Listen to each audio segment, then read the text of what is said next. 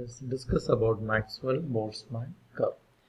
In order to get a similar idea about the Maxwell-Boltzmann curve, let us consider the age of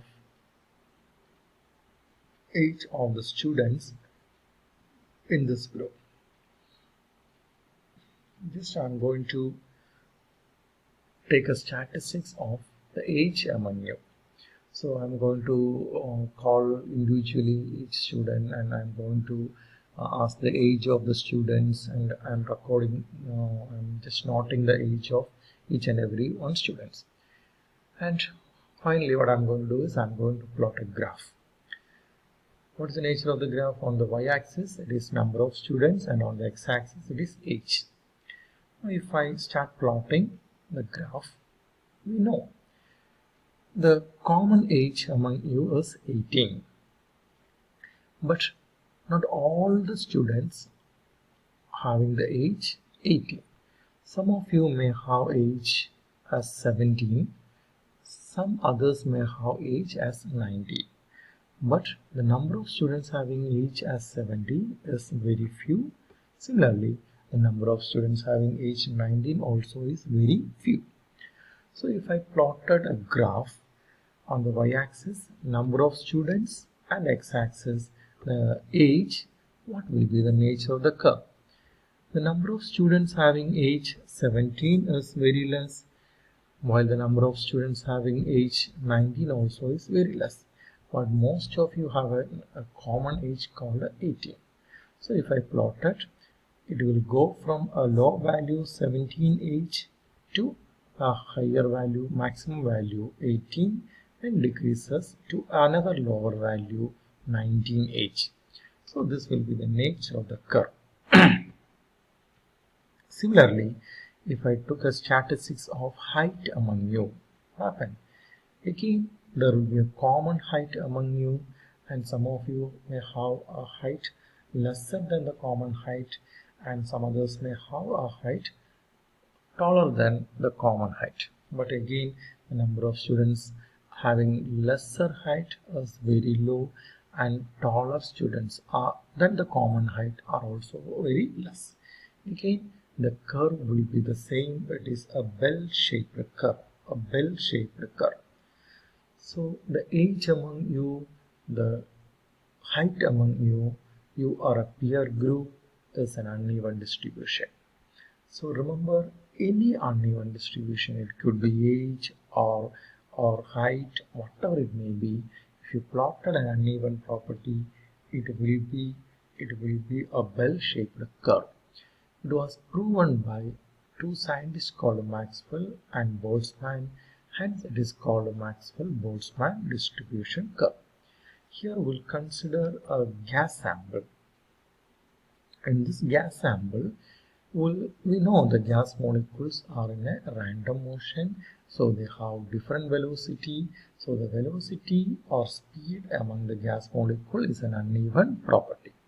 So what we do, we consider the velocity among the molecule. So it is not easy to consider the velocity of each and every molecule. So instead what we do is we consider a fraction of molecule. So certain fraction will possess similar velocity, certain other will have certain other velocity, like that. So again, if I took a graph of fraction of molecule against the velocity or speed, the speed among you among the gas molecule is an uneven property. So it will be what is so called a bell-shaped curve. Here is a bell-shaped curve. Now, going back to the example of age, what is the relevance of age 18 among you? Age 18 among you is the common age or age possessed by maximum number of students among you, and it is called the most probable age. So what is most probable age? The age possessed by maximum number of students in a peer group. Similarly, we have a term called most probable velocity or most probable speed. Nothing other than it is a speed possessed by maximum fraction of molecules in a sample of gas. That is called the most probable velocity, which is represented by the term Vp. Now we have certain other term like average speed as well as root mean square speed or root mean square velocity. Now we'll discuss how the temperature affects the velocity. It is very clear. You have a curve, Maxwell-Boltzmann curve of molecular velocity at a 300 Kelvin and similar curve at a 1000 Kelvin. What happens as the temperature is increased, the velocity also is increased. That is, the entire curve is shifted towards the right side, that is more at a higher speed side. So as the temperature increases, the velocity, here was the most probable velocity earlier, now it shifted to higher side. Now we'll discuss the various types of velocity we have. They are RMS velocity, or root mean square velocity, average velocity, as well as most probable velocity. And these are connected with the molecular mass, the universal gas constant R, as well as temperature in Kelvin. These are the relation. RMS velocity is equal to square root of 3 RT by M. Average is equal to square root of 8 RT divided by pi M. And most probable velocity is equal to square root of 2 RT divided by M, where M is molar mass, R is universal gas constant, and T is temperature in Kelvin. Now we'll discuss the relation between these three types of velocities. So here this relation, most probable, average, and RMS. So these are the expression. So we taken the ratio.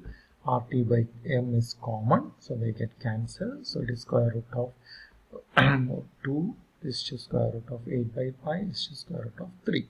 Upon solving, you will get this value 1.414 is to 1.596 is to 1.732. Dividing throughout by 1.414, it is 1 is to 1.128 is to 1.224. So for a given gas at a given temperature, most probable velocity is the minimum velocity, while RMS velocity is the maximum velocity. So these are the relation between these three types of velocity. Okay, thank you.